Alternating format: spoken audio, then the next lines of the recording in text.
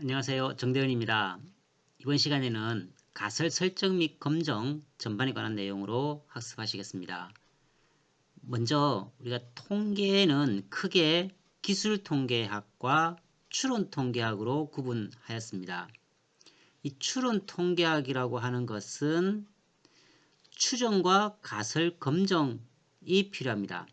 즉 모집단을 전수검사할 수 없기 때문에 표본 샘플을 가지고 모집단을 추정하는 방식으로 가설을 설정하고 검정함으로써 최대한 모집단의 근사한 값으로 우리가 유추하는 방법이 바로 추론통계학의 영역입니다. 자, 먼저 우리가 이 기무가설과 대립가설의 의미를 명확하게 구분하셔야 됩니다. 자, 먼저 기무가설에 관한 내용으로서요.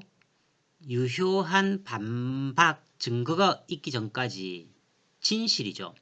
바로 우리가 이 진실인 것으로 간주하는 개념이 바로 기무가설이라고 할 수가 있겠습니다. 반면 대립가설은요. 이 기무가설의 상반이죠.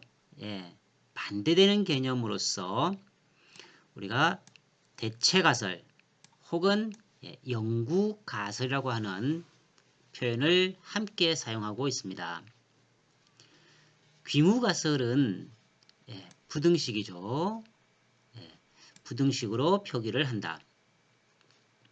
그러면 대립가설은 어떻게 표현을 하겠습니까? 바로 부등호입니다. 뭐뭐보다 작다 또는 뭐뭐보다 크다 혹은 부등식이 아니다라고 하는 거죠. 등식이 성립되지 않는다라고 하는 것으로 표기를 한다는 것을 구분을 하시기 바랍니다. 그리고 기무가설은 HO 또는 H0로 표기를 하는 반면 대립가설은요 H1으로 표기를 하죠.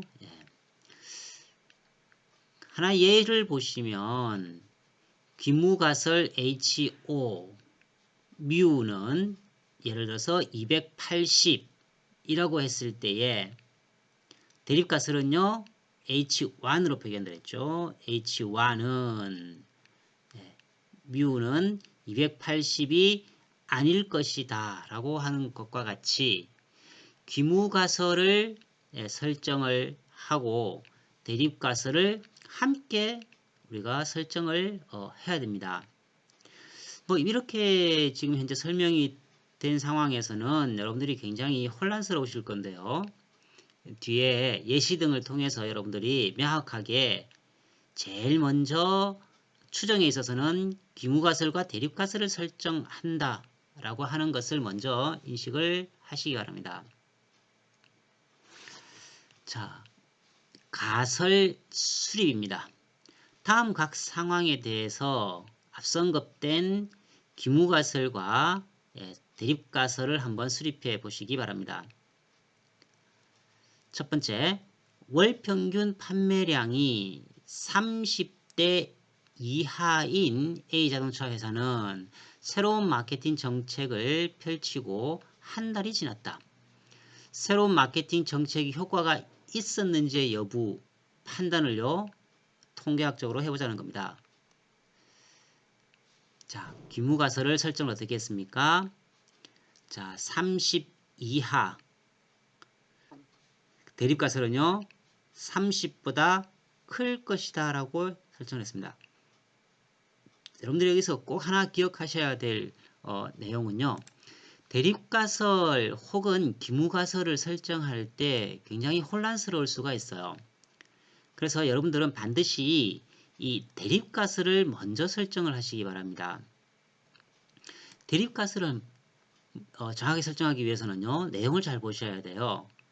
30대 이하인 지금까지 그죠? 마케팅 정책이 펼쳤죠. 새로운 마케팅 정책 효과가 있기 위해서는 어떻게 됩니까? 30대 이상이어야 된다는 뜻입니다. 그래서 이 평균이 30대 이하로 나올 것이라고 하는 영구가설, 대립가설 혹은요 대체가설이라고 했죠.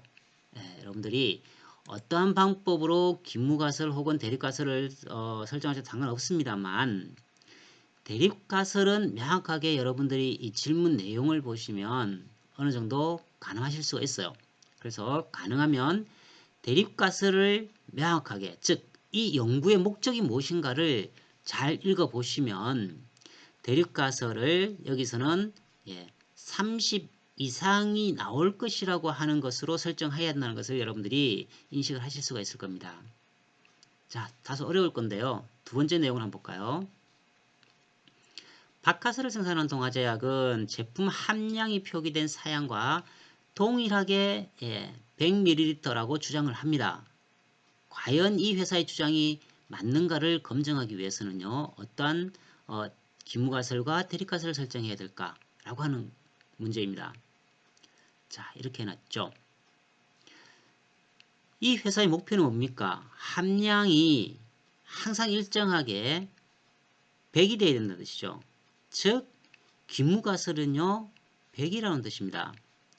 근데 맞는지, 이 회사의 주장이 맞는지 아닌지를 검증하기 위해서는요 100이 아닐 것이야 라고 하는 가설을 설정을 하고, 즉 대립가설, 대체가설 혹은 영구가설을 설정을 한다라고 하는 것입니다.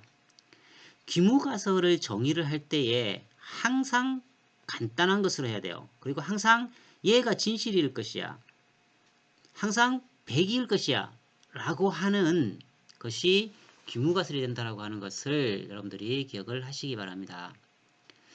기무가설의 특징은 제일 단순합니다. 항상 주로 이퀄이 많다는 뜻입니다. 자, 세 번째 내용을 한번 볼까요? 평균 내구력이 적어도 200파운드는 되어야 하는 철사를 구입하고자 한다. 자, 최소 200은 되어야 된다는 거죠. 그러면은 200 이상이 되어야만 어떻게 해야 됩니까? 철사를 구입해야 되죠. 즉 대립가설을요 200 이상일 것이야 라고 하는 것을 먼저 설정한다면 정반대의 개념으로 기무가설이 설정이 된다고 하는 것이죠. 여러분들이 기무가설, 대립가설을 설정을 하실 때에 본 내용을 잘 보시고, 뒤에서 언급이 되겠습니다만 단측 검증 또는 양측 검증 내용에 따라서 기무가설과 대립가설 설정 방법이 틀려집니다.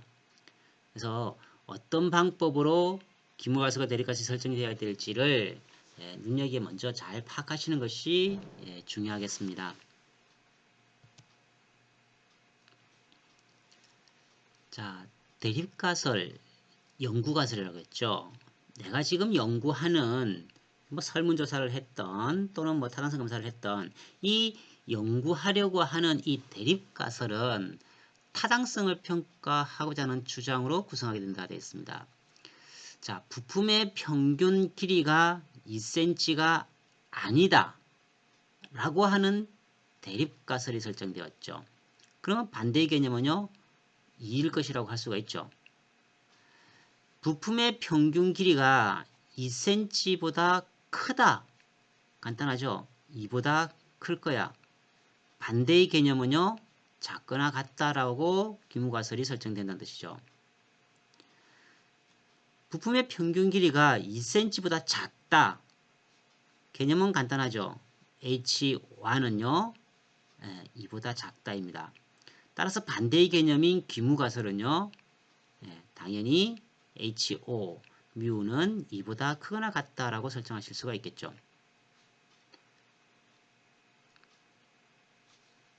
자, 기본 개념은 이렇다라고 하는 겁니다. HO, 즉 기무가설 모 평균이 280, 즉 정기분포를 따른다고 했을 때에 여기죠. 모 평균의 값이 280이라고 했을 때에 자, 이러한 종 모양의 정규분포의 표본의 평균이죠. 여러분들 이걸 잘 구분하셔야 됩니다. 모 평균의 평균인지 표본의 평균인지 등을 일단은 명확하게 구분을 하셔야 됩니다. 자, 만약에 모 평균이 280인데 이거보다 현재 좀 작은 값이죠. 278.5라고 하는, 즉 표본 평균으로 이 값을 얻을 수 있다. 278.5라고 했을 때요. 자, 가설 뮤는 280일 것이야 라고 한 것을 기각할 수가 없다라고 하는 게 결론입니다. 다소 혼란스러우실 건데요. 뒤에 계속 이어서 부연 설명이 나오니까 여러분들이 꾸준하게 학습을 해보시면 충분히 납득이 되실 겁니다. 자, 다음은 양측 검정과 단측 검정입니다. 여러분들이 늘 좀 염두에 두셔야 되는 내용 중에 하나이기도 하고요. 굉장히 어려운 부분이기도 합니다. 양측 검정을 보시면 모집단의 모수가 뭐였습니까? 모집단의 특성을 나타내는 수치를 모수라고 했죠. 자, 이 모집단의 모수가 특정한 값과 같다. 예로서 부품의 평균 길이가 2cm 다라고 하는 경우는요. 양측 검정으로 들어가야 됩니다. 자, 다음은 단측 검정 한번 보실게요. 모집단의 모수가 특정한 값보다 작거나 했을 때는 왼쪽 꼴이라고 표현되어 있죠. 즉 우리가 이러한 일반적인 정규분포의 그 모양에서, 참고로 이게 여러분들 이게 절대로 여기는 서로 붙으면 안 됩니다. 붙을 수가 없습니다. 자, 왼쪽 꼬리, 즉 평균 뮤죠.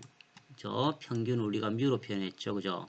평균 뮤를 기준으로 왼쪽 꼬리 영역이라고 표현하고요. 여기는요, 오른쪽 꼬리 영역이라고 표현을 합니다.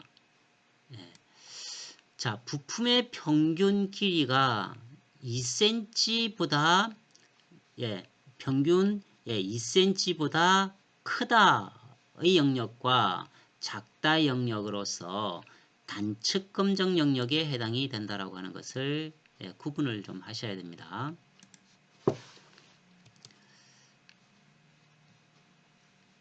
다음 기무가설 HO 기각과 채택의 의미를 한번 구분을 해보세요. 자, 표본 자료로 볼 때 우리 회사의 골프공 비거리가 평균 280야드는 돼 라고 주장을 한다고 합시다. 기무가설, 그러면 기무가설을 HO는 어떻게 여러분들 설정하실 수가 있습니까? HO, 그죠? HO는 어떻게 해요? 뮤가 280으로 하실 수가 있겠죠. 자, 이 기무가설 HO를 기억하지 못하고 채택하는 것, 기무가설이 참이라는 것을 의미하는 것이 아니다 돼 있죠. 자, 이는 단순히 기무가설을 기각할 만한 충분한 통계적 증거를 확보하지 못하였다는 의미라고 해석을 하셔야 하는 뜻입니다. 그래서 엄밀하게 우리가 채택한다 또는 기각한다라고 하는 것을 의미할 때에 기무가설이 참이라는 것을 의미하는 것이 아니고, 그죠? 이 기무가설을 기각할 만한 충분한 통계적 근거를 확보하지 못했다라고 해석을 해줘야 하는 정확한 통계적 해석이라는 뜻입니다. 근데 우리가 사실은 이 구분을 잘 안 하고 그냥 일반적으로 그냥 채택, 기각이라고 하는 표현을 쓰고 있는 것은 현실입니다. 충분히 의미 전달이 되기 때문에 뭐 그렇게 한다라고 하는 말씀을 드리고 일단 넘어가겠습니다. 자, 다음은요. 결과 부분인데요. 사실과 그 다음에 실제 우리가 통계적 해석을 했을 때의 의미가 사실 무죄를 실제 무죄로 판단을 했다면요, 그것은 참이 됩니다. 실제 유죄를 유죄라고 판단했다면요, 제대로 된 편결을 한 것이죠. 바로 참이라고 판단을 할 수가 있습니다. 근데 통계라고 하는 것은 100%라고 하는 의미를 절대 부여할 수 없거든요. 그 의미가요, 여러분들 아까 보셨죠? 정기분포 표시 방법에서 어땠습니까? 예, 정기분포에서 그죠? 이 영역과 이 영역이 절대 붙을 수 없이 좀 떨어져서 이렇게 표시를 해야 된다 했죠. 바로 정확하게 1이라고 하는 것이 나올 수가 없다는 의미가 됩니다. 통계학적으로는요. 그럼 우리가 이러한 오류, 즉 무죄를 무죄로 판결하고 유죄를 유죄라고 하면은 좋겠습니다만 그렇지 못한 판단을 할, 즉 통계적 오류를 범할 수밖에 없다라고 하는 것이 중요합니다. 그래서 우리가 여기서 오류라고 하는 표현을 씁니다. 일종 오류죠. 실제로는 무죄예요. 근데 통계학적인 근거에 의해서 우리가 유죄라고 판단을 했다고 한다면 이러한 것은요, 바로 오류를 범했다. 무슨 오류를요? 일종 오류를 범했다라고 평가를 합니다. 자, 이종 오류도 있겠죠. 자, 실제 유죄인 사람을 무죄로 판단하는 오류도 범할 수 있죠. 이런 것은 우리가 이종 오류라고 표현을 하자라고 하는 약속입니다. 따라서 의사결정의 오류는 일종 오류와 이종 오류를 범할 수 있다라고 하는 것을 늘 염두에 두어야 한다는 뜻입니다. 그래서 실제 참이었던 기무가설을 채택해줘야 완벽하죠. 근데 우리가 기각하는 오류를 범한다는 뜻입니다. 이것을요, 제1종 오류라고 하자였죠. 이 일종 오류의 확률, 이 일종 오류의 확률을 어떻게 표현합니까? 우리가 알파라고 표현한다는 뜻입니다. 즉, 알파는 다른 표현으로요, 유의수준 알파라고 읽습니다. 제2종 오류도 있었죠. 거짓이었어요. 기무가설이. 거짓이었던 기무가설을 기각시켰어야 되는데 기각을 못하고요. 채택하는 경우가 있겠죠. 즉 기무가설 기각에 실패한 경우 우리가 이러한 제2종 오류의 확률을 우리가 베타라고 하는 표현을 쓰게 됩니다. 자, 결론은 간단하죠. 바로 이 알파와 베타, 즉 1종 오류와 2종 오류의 갭을 최소화시켜 나가는 이러한 노력이 필요할 겁니다. 자, 앞서 언급된 유의수준 알파였죠. 자, 유의수준 알파, 제1종 오류를 범할 수 있는 최대한의 허용 가능 확률이라고 표현을 다르게 이제 표현을 해본 겁니다. 귀무가설이 참이라고 할 때 그 영역에 있지 않는 표본 통계량의 값, 즉 표본 분포의 기각력이라고 되어 있죠. 그래서 알파로 표기를 하자라고 하는 겁니다. 자, 이 알파로 표기를 할 때 우리가 일반적으로 가장 이제 많이 쓰는 영역이 바로 0.1, 0.5, 그 다음에 0.10이 됩니다. 이것은 검증하기 전에 결정하라 되어 있죠. 즉 유의수준 알파가 0.1이라고 하는 0.01이라고 하는 뜻은요. 합이 토탈 1이 되어야 되니까 그죠. 그러면 나머지는 뭐죠? 즉 나머지가 바로 이 신뢰 수준이 되는 겁니다. 신뢰 수준 얼마 나옵니까? 99가 나오죠. 네. 따라서 우리가 합이 1이 될 수 있도록 하기 위한 유의 수준 혹은 다른 표현으로요. 신뢰 수준 99라고 표현할 수가 있다는 뜻입니다. 그러면 당연히 0.05는요. 신뢰 수준 95가 되겠죠. 일반적으로 이제 통계학적으로 우리가 사회과학 통계학에서는 주로 95% 신뢰 수준에서 즉 다른 표현으로요. 0.05 유의 수준으로 통계학을 수치를 우리가 제시를 하게 된다는 뜻이죠. 실제 이제 많은 특히 뭐 아주 정밀해야 되는 부품 그죠? 오류가 있으면 안 되죠. 그런 경우는 이제 99% 정도까지 써야 된다는 뜻입니다. 그렇지 않고 일반적인 사회과학 영역에서는요. 95%면 충분해라고 판단한다는 뜻이죠. 그리고 조금 더 완화시킬 필요성이 있을 때는요. 우리가 이 90% 포인트에서도 평가를 해도 무방하다라고 하는 것입니다. 어쨌든 우리가 통상적인 95% 신뢰 수준, 즉 0.05 유의 수준에서 통계적 유의성 여부를 판단하는 것이 일반적이다 라고 하는 것을 기억을 하시기 바랍니다. 다음은 가설검정 단계입니다. 자, 가설검정 단계에서요. 제일 먼저 뭘 한다? 가설을 설정한다 돼 있죠. 가설을 설정한다. 즉 기무가설과 대립가설의 여부를 좀 명확하게 설정해야 된다는 겁니다. 그 다음 검정에 적용할 분포 분포 뒤에서 쭉 언급이 되겠습니다만 정기분포를 쓸 것인지 T분포를 할 것인지 F분포를 할 것인지 등과 같은 적용 여부를 설정을 해야 됩니다. 그 다음에 검정 통계량을 설정을 한다. 그 다음에 유의수준 있죠. 통상은 유의수준 알파는요. 몇 %요? 유의수준 알파는 0.05였죠. 0.05로 일반적으로 적용을 한다. 그 다음에 임계치 계산을 합니다. 뒤에서 언급하겠습니다.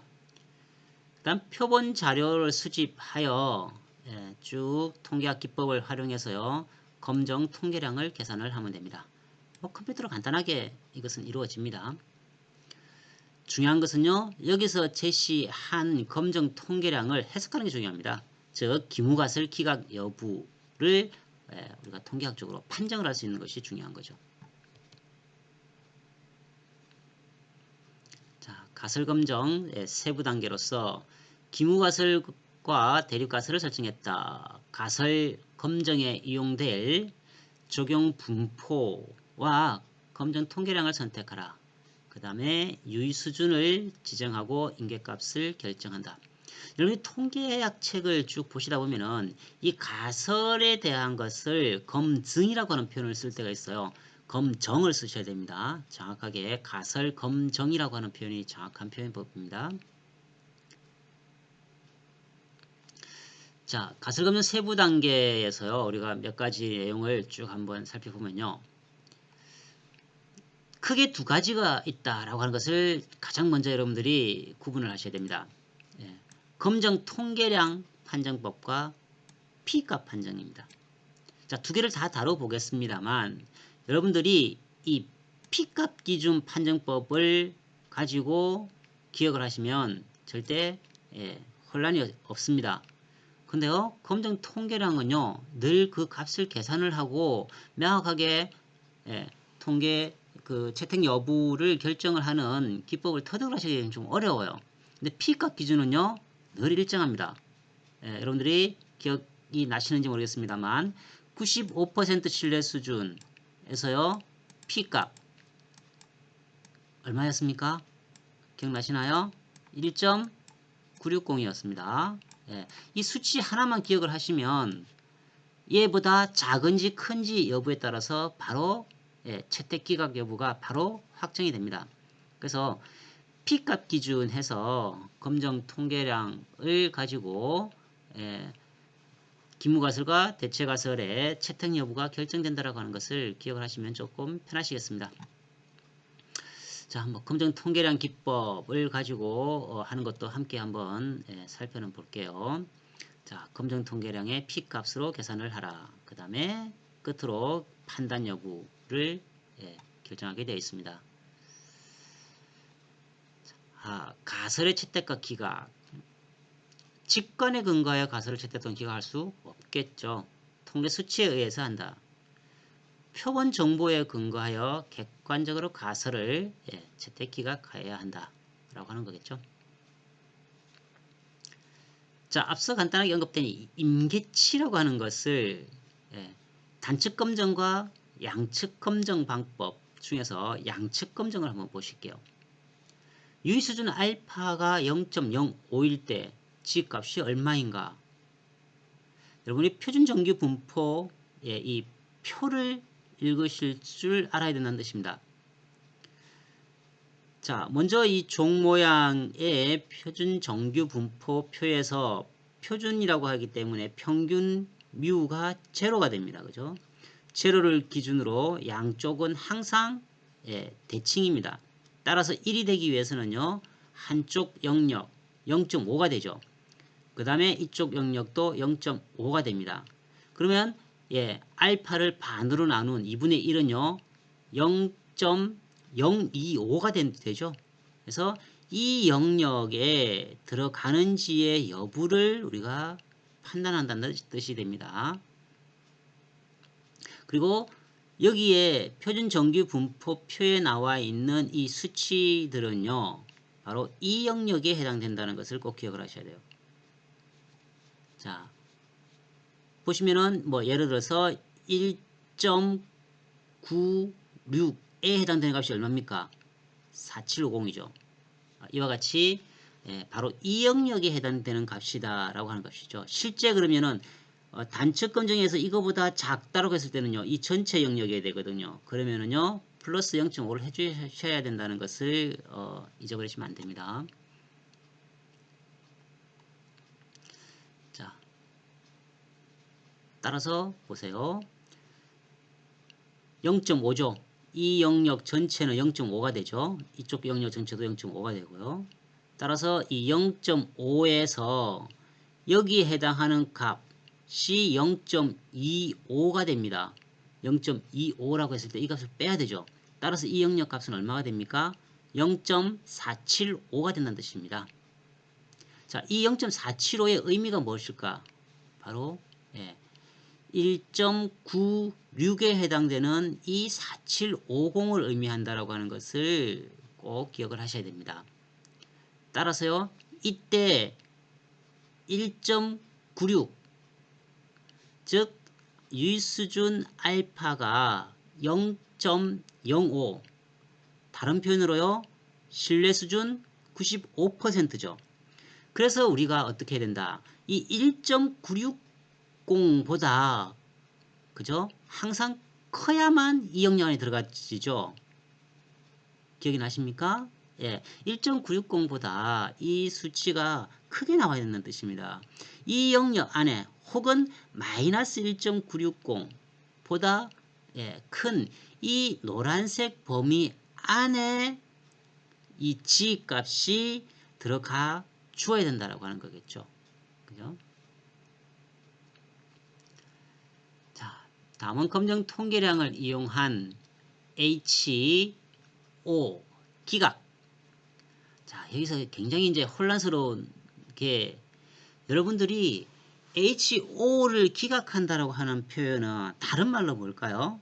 바로 H1 뭡니까? 대립가설이죠. 즉 대립가설 H1을요 채택한다라고 하는 의미와 동일하다고 하는 것을 반드시 기억하셔야 됩니다. HO를 기각한다라고 하는 의미는 H1을요 채택한다라는 말과 동일하다는 뜻이죠. 어렵진 않죠, 그죠? 일단 이 내용까지는 반드시 기억을 하시기 바랍니다. 그리고 이 유의 수준의 반, 즉 2분의 1에 해당하는 값이 바로 이 노란색 영역이죠. 그때 표준 정규 분포표에 의해서요 해당하는 G값이 얼마였다? 마이너스 1.96. 좌우 대칭이니까요. 당연히 오른쪽은요.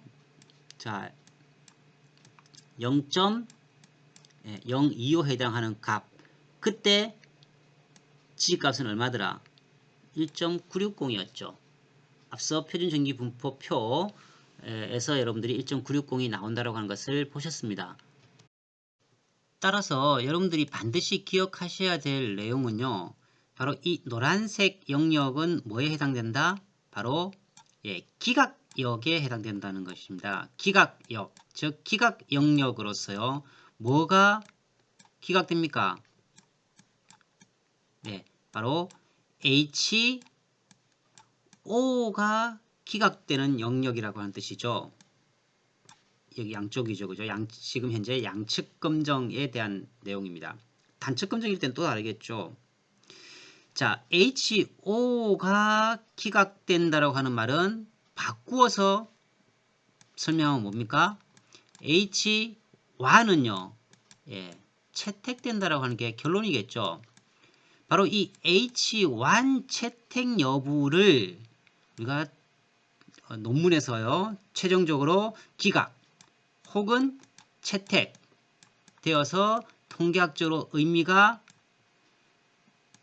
없다, 있다를 결론 짓는다는 것을 꼭 기억을 하셔야 됩니다.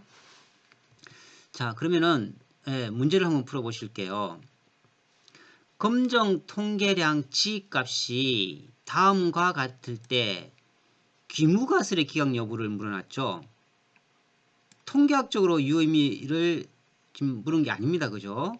자, 2.0 1.96에 해당하는 바로 우리가 이 다른 표현을 뭐라고 표현했습니까? 임계치라고 했죠. 이 임계값, 즉 1.96보다 크냐 작으냐를 지금 묻는 거예요.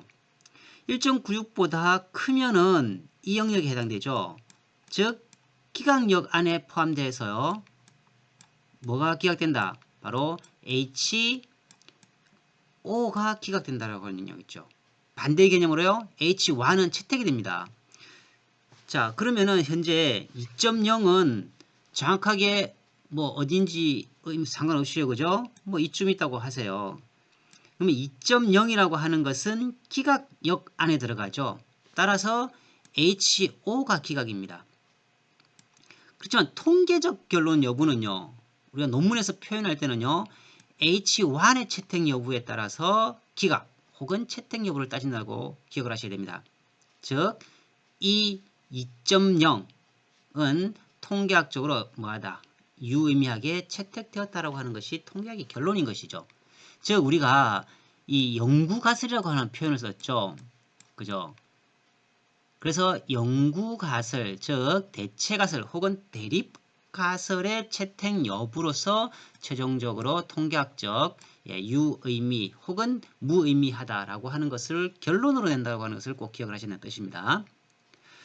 자, 그러면 1.60 어딘지 모르겠도 뭐 이쯤 있다고 했을 때 그죠? 1.6 당연히 HO 기각역 안에 들어가지 않았기 때문에 HO 채택이겠죠. 1.65도 마찬가지고 그죠? 자, 마이너스의 부호를 보세요. 마이너스 1.80 어딘지 모르겠지만 뭐 이쯤 어디에 있겠죠. 그죠? 이쯤 어디에 마이너스 1.80에 해당되는 영역이 있을 겁니다. 이건 역시 바로 이 기각역에 들어가지 않았죠. 따라서 이 영역은요. HO 채택 영역이라고 하는 것입니다. 이해가 되십니까? 뒤에 계속해서 반복적으로 이루어지니까요. 혹시 조금 이해가 잘 안 되시더라도 일단은 넘어가시고 뒤에서 반복적인 학습을 통해서 여러분들이 정확한 숙지를 하셨으면 좋겠습니다. 자, 그럼 조금 정리를 해볼게요. 분포 선정, 평균의 직 또는 T 검정을 하는 경우에 있어서요. 먼저 이 평균을 검정하는 방법에 뭐가 있다? 모 평균의 시그마 값을 아는 경우와 모르는 경우죠. 아는 경우는 정상적으로 그냥 정규분포를 해서 지분포를 따르면 됩니다. 문제는요, 모르는 경우가 일반적이겠죠. 모르는 경우에 정규분포 여부 판단할 수가 없죠. 따라서 30개였죠. 그죠? 중심극한 정리에 의해서 30개 이상이면 지분포에 근사한다라고 우리가 표현을 했죠. 근사할 수 있지만 그렇지 않은 경우는 무슨 분포를 따라야 된다? T분포 표를 보고 앞서 검정 통계량의 HO 기각 여부를 결정을 하셔야 된다라고 하는 것이 차이가 난다라고 하는 겁니다. 무엇을 기준으로 했다? 뮤를 기준으로 한다는 뜻이었죠. 자, 그래서 다시 정리가 이루어지고 있습니다. 가설 검정 방법에 양측 검정과 단측 검정 방법이 있었다. 그죠? 그래서 검정 사례에 따라서 G 혹은 T 분포 등을 이제 활용하게 된다라고 하는 것을 먼저 기억을 하시기 바랍니다. 그리고요, HO 기각이었죠. HO 기각된다는 말은 H1은 채택, 이런 식으로 결론이 난다라고 하는 것을 기억을 하시기 바랍니다.